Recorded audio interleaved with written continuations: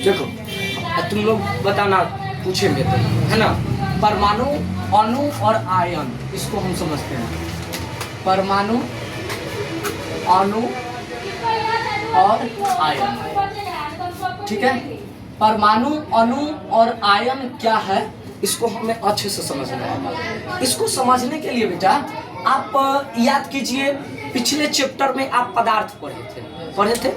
पदार्थ क्या है? दुनिया की वे सभी वस्तुएं जिसमें कुछ द्रव्यमान हो, आयतन हो तथा वो कुछ स्थान घेरती हो, उसी को हम पदार्थ कहते हैं। क्लियर हुआ बात? पदार्थ हर वस्तु, ये मार्कर भी पदार्थ है ना, ये शॉर्ट पेन है, ये भी पदार्थ है कि नहीं। मिट्टी पदार्थ है, ईंट पदार्थ है, हवा भी पदार्थ ही है ना। क्योंकि पदार्थ की विभिन्न अवस्थाएं होती है, जिसमें आप ठोस, द्रव और गैस के बारे में जाने। पदार्थ का अगर प्रकार आप पढ़े होंगे तो पदार्थ के प्रकार में दो प्रकार आपको मिले होंगे। आप अच्छे से समझिए इस सब चीज को। पदार्थ के दो प्रकार मिले होंगे। पहला प्रकार मिला होगा शुद्ध पदार्थ और दूसरा मिला होगा अशुद्ध पदार्थ। अब ये शुद्ध और अशुद्ध पदार्थ का क्या लफड़ा है? देखिए बेटा, अशुद्ध पदार्थ को मिश्रण कहा गया है और मिश्रण के दो प्रकार हो जाते हैं। एक हो जाता है समांग और एक हो जाता है, बताइए क्या हो जाएगा? विषमांग। यानी कि एक समांग मिश्रण होता है और दूसरा क्या होता है बेटा?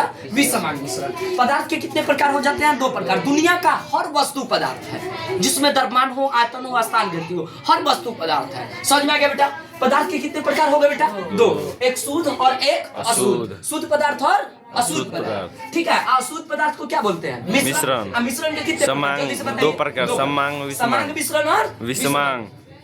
शुद्ध पदार्थ जो होते हैं दो प्रकार के होते हैं। एक होता है तत्व और एक होता है बेटा यौगिक। ये बेटा थोड़ा ध्यान दीजिएगा, आप ध्यान दीजिएगा। ये एक तरफ मैंने तत्व लिखा ये बेटा, और मैंने यहाँ पे लिखा यौगिक। मैंने क्या लिखा बेटा? यौगिक। अब तत्व में 92 तत्व प्राकृतिक प्रदत्त है, जो प्रकृति ने बनाया है जिन तत्वों को, और बाकी जो तत्व हैं वो लैब में बनाए गए हैं। 108 कुल तत्वों की संख्या, मतलब टोटल तत्व कितने होगा बेटा? 108।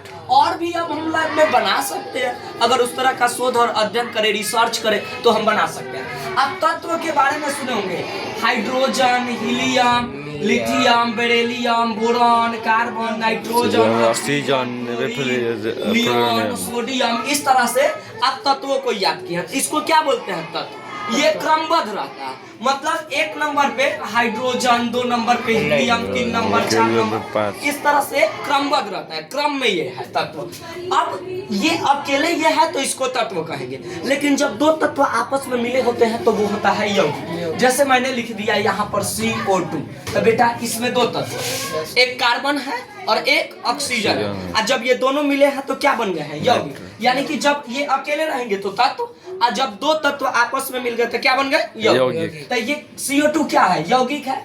CO2 क्या है? एक यौगिक। क्यों? क्योंकि दो तत्व मिले हुए हैं। अच्छा बेटा आप बताइएगा, H2SO4 बेटा जी ये यौगिक है कि तत्व? यौगिक है। यौगिक क्यों है बेटा? क्योंकि दो मिश्रण, दो पदार्थ, दो तत्व हैं, दो से अधिक तत्व।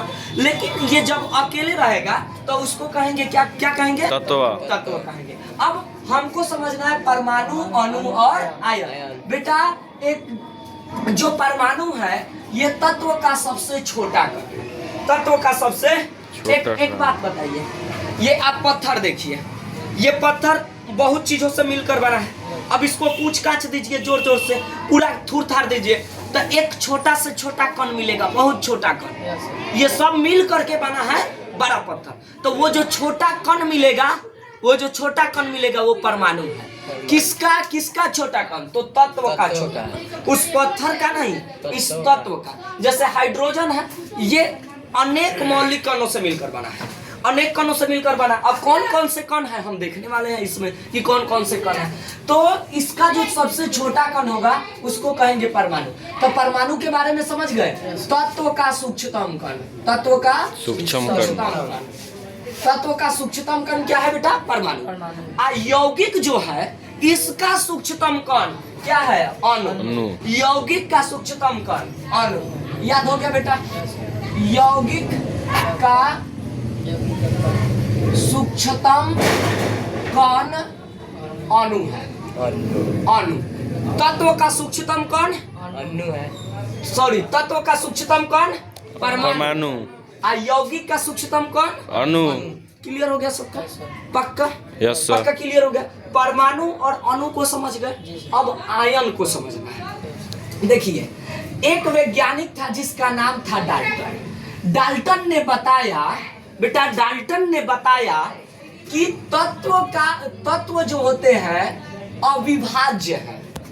मतलब कि इनको, ये अविभाज्य है। परमाणु क्या है? अविभाज्य है, इनको बांट नहीं सकते। मतलब ये अविभाज्य, परमाणु को क्या कहा? अविभाज्य। परमाणु अविभाज्य है। परमाणु क्या है बेटा? अविभाज्य। मतलब इसको अलग अलग कणों में नहीं बांट सकते। ऐसा कहना किसका था? जवाब दीजिए। डाल्टन। किसका कहना था? डाल्टन। लेकिन आगे साइंटिस्ट लोग आए तो परमाणु के अंदर ढेर चीजों का खोज किए। जैसे क्या क्या खोज किए, ध्यान देना है। क्या क्या खोज किए, ध्यान देना है। ठीक है, परमाणु के अंदर इन्होंने इलेक्ट्रॉन, प्रोटॉन और न्यूट्रॉन का खोज कर दिया। तो परमाणु के 3 कण हो गए कि नहीं हो गए? इसका मतलब परमाणु 3 कणों से मिलकर बना है कि नहीं बना है? तो इसका खोज पहले नहीं हुआ था, बाद में साइंटिस्ट लोग आकर इसका खोज कर दिए। लेकिन डाल्टन इस बात का खोज नहीं किए थे, इसलिए डाल्टन ने बताया कि परमाणु अविभाज्य है। परमाणु क्या है? अविभाज्य। ये इस जो लाइन है इस पर इलेक्ट्रॉन गति करता है, ये इलेक्ट्रॉन है। ये परमाणु का नाभिक होता है, और परमाणु के नाभिक के अंदर प्रोटॉन और न्यूट्रॉन, ये 2 तत्व होते हैं। किसके अंदर? परमाणु के नाभिक के अंदर। अब हमको आयन समझना है। कोई अब तत्व के अंदर इलेक्ट्रॉन, प्रोटॉन, न्यूट्रॉन सब रहेगा। तत्व के अंदर इलेक्ट्रॉन, प्रोटॉन और न्यूट्रॉन सब रहेगा। अब समझते हैं, कोई तत्व इलेक्ट्रॉन का कितना त्याग कर रहा है और इलेक्ट्रॉन को कितना ग्रहण कर रहा है। जितना त्याग और जितना ग्रहण करता है उसी के अकॉर्डिंग आयन का निर्माण होता है। जब कोई तत्व इलेक्ट्रॉन का त्याग करता है या इलेक्ट्रॉन को ग्रहण करता है तो क्या होता है? आयन बनता है। क्या बनता है? आयन। और आयन के 2 प्रकार होते हैं, एक धन आयन और एक ऋण। इसके बारे में कल विस्तार से, ठीक है।